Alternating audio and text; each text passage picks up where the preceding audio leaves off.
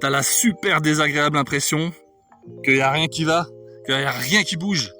Et pourtant, tu mets de l'énergie, tu ressens les choses, et tout devrait aller comme sur des roulettes, et pourtant, c'est pas le cas. Alors, qu'est-ce qui se passe? Moi, je vais te dire ce qui se passe. Écoute bien la vidéo jusqu'à la fin, je vais te donner des trucs. Tu es certainement victime de ce qu'on appelle une interférence électromagnétique. Qu'est-ce que une interférence électromagnétique? Une interférence électromagnétique, c'est quand toi, tu vibres à une certaine fréquence, parce que tu ressens ta vie, tu vas chercher dans le futur la vie que tu aimerais en le ressentant pour la ramener dans le présent. Et normalement, ça fonctionne de ouf. Le problème, c'est que parfois, on partage cette vision avec des gens. On leur dit, bah tiens, tu sais quoi, moi aujourd'hui, voilà, je vais faire ça, je voudrais acheter un camping-car, je vais faire telle ou telle chose, j'ai envie de faire tel machin, etc. Et on fait ça par besoin de validation, par besoin que les gens, ils nous accompagnent dans la démarche aussi. Et du coup, on partage notre énergie. Et ces gens à qui tu vas partager ça en attendant leur validation, des fois, inconsciemment, et des fois c'est conscient, mais souvent inconsciemment les gens vont faire le contraire, c'est-à-dire qu'ils vont être jaloux de toi parce qu'ils aimeraient faire la même chose mais qu'ils n'ont pas le cran pour le faire, ils trouvent pas l'énergie, ils vont pas chercher les solutions, ils n'ont pas la capacité de ressentir ça et du coup ils n'ont pas non plus envie au fond d'eux que toi tu y arrives et du coup ils vont tout faire au niveau de leur énergie même s'ils s'en rendent pas compte, même si c'est inconscient. Ils vont créer une espèce de cloud qui va venir faire un bouclier contre ton énergie à toi, contre le fait que toi tu ressentes les choses bien. Parce qu'ils n'ont pas envie que tu te réalises, ils n'ont pas envie que toi t'avances pendant qu'eux ils stagnent et qu'ils restent là où ils en sont.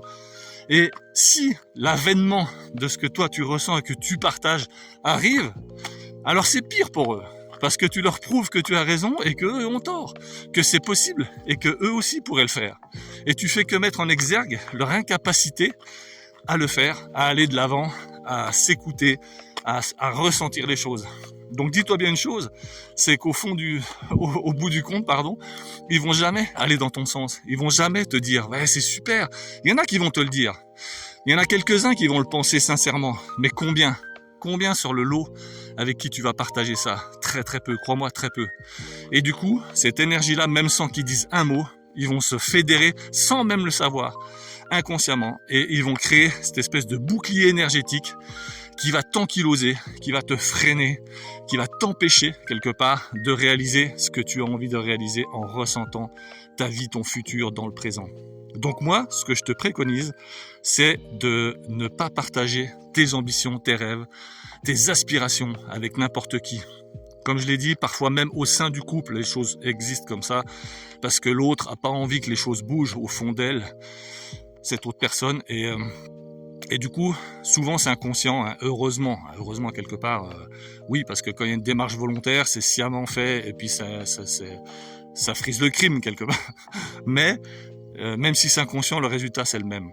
Et la différence, c'est que si c'est inconscient en plus, tu peux même pas discuter de ça avec l'autre, puisqu'elle s'en rend pas compte. Il faut qu'elle aille chercher ça dans son inconscient pour le ramener dans son conscient. Et ça, c'est toute la difficulté. Et si elle était capable de faire ça, elle raisonnerait pas de cette manière-là.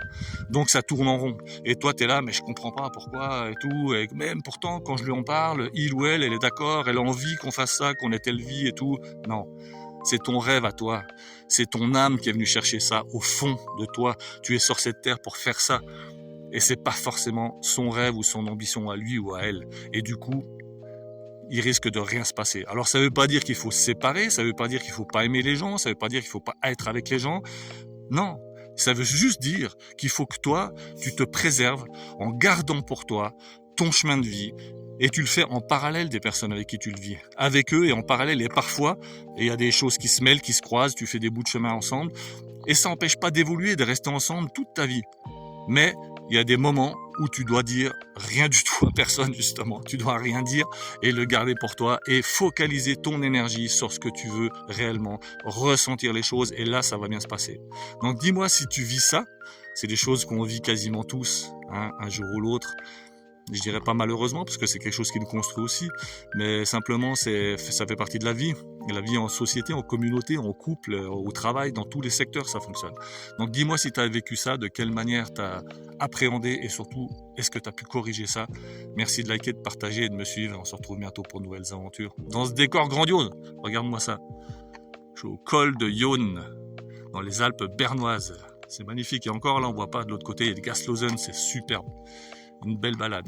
Je te souhaite le meilleur. À bientôt.